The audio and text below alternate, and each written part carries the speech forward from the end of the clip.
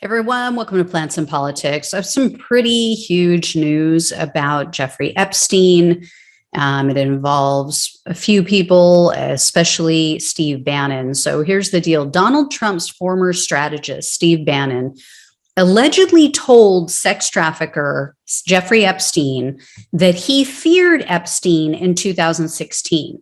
Bannon allegedly said to him, quote, "You were the only person I was afraid of during the campaign." And Epstein apparently replied, quote, "As well you should have been." Now, this is one of the details shared out of Michael Wolff's new book called Too Famous. And yes, Michael Wolff, some of his reporting has been proven to be accurate. Some of it is a little questionable, I guess you could say. So we don't know, but yeah, there are ties. There was a case, which I'll talk about in just a minute, but another new bit of information that just surfaced is that Epstein supposedly told other people that after he was arrested, he planned to use dirt that he had on Bill Clinton and Trump as basically a get out of jail free card. Allegedly, Epstein had several theories as to why he had suddenly found himself in trouble and incarcerated for something that he had literally done and gotten away with almost complete impunity for decades. So his theories included the fact that the Trump administration wanted to buy his silence, wanted to bury his Trump secrets while also exposing his Clinton secrets. And Epstein was like, yeah, okay, I'm good with that. I mean, he was more than willing to play along to save his own sorry, repugnant ass.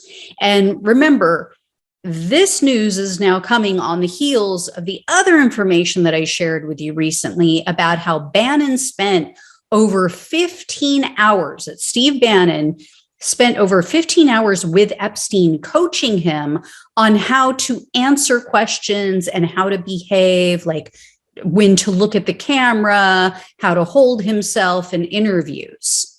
And as I mentioned, Bannon didn't deny that he spent that time with Epstein, but what he tried to do was frame it as, oh, I was only spending this time with him because I was making a documentary. Now, this Epstein documentary that he was supposedly making just so happens to have never been created or aired anywhere ever, even after Epstein's death, which could have made him a fortune. I mean, people still are interested in Epstein, but especially right on the heels of his death, Bannon could have cashed in big time. So why didn't he? And one of Epstein's associates is now saying, that's strange. All the times that I was around Bannon, which was around this same time, I never saw him with a camera, and he never mentioned anything about a documentary, which this person said was out of character for Bannon because he loved to brag about everything that he was doing. So yeah, none of this adds up. Anyway, tons of new dirt is now coming out. It's surfacing about these alleged ties between Epstein and Bannon. And some of it is even coming from a man who used to work with Bannon at Breitbart. It's conservative, or Whitebart, as I prefer to call it.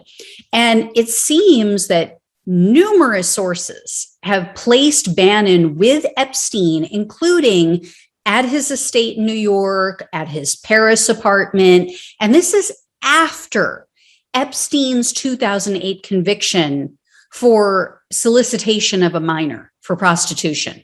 So it's not like Bannon can say, oh, I had no idea. He can't feign ignorance about who and what Epstein was.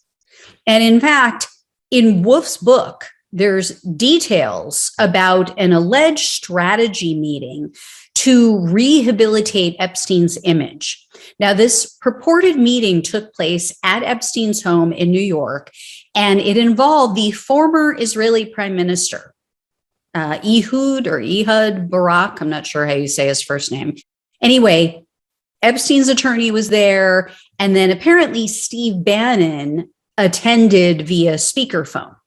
And sources who, I don't know if they were there or if they just were told about this, but they apparently told Michael Wolff that during this strategy session, Epstein, for one thing, called Donald Trump a moron.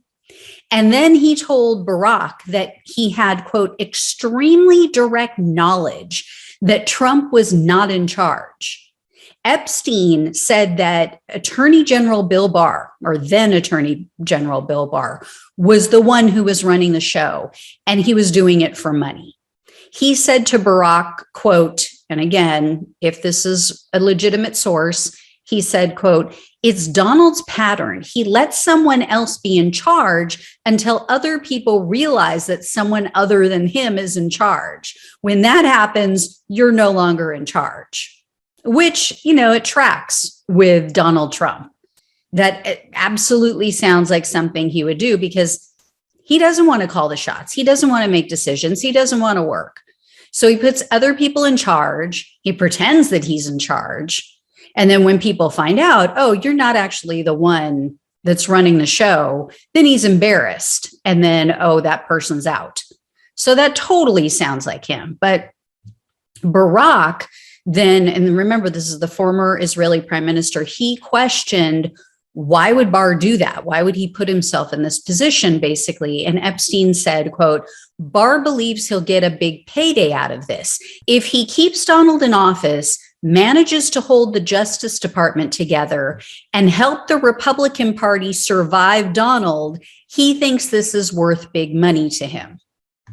Now, the book also provides more conversations. I mean, the book covers a lot of things, apparently, but about Epstein, he covers in detail conversations between these men.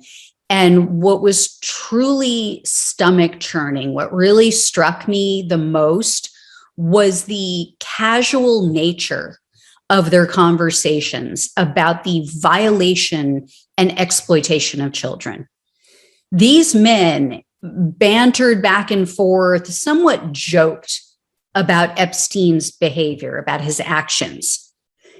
He ruined the lives of hundreds, if not thousands, of young girls, purportedly as young as 11 years old.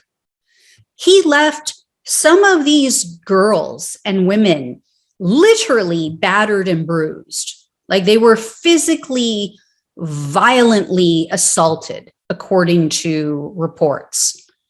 And he left all of them with emotional and psychological trauma and scars that are never going to fully heal and likely affect every aspect of their life to some degree to this day. Yet these men sit around tables laughing, minimizing, and trying to come up with ways to rehabilitate his image, to reintroduce Epstein into polite society so he can be accepted back into his elite circles again. Seriously, a sick, demented child predator. These people are soulless. They seriously, I hope to God, if there is a heaven and hell, I hope they burn in hell for all eternity. And we should not be shocked that Bannon was part of this rehab mission. I mean, look at the other company he kept and keeps. He knew about Trump's accuser, the one I mentioned at the beginning.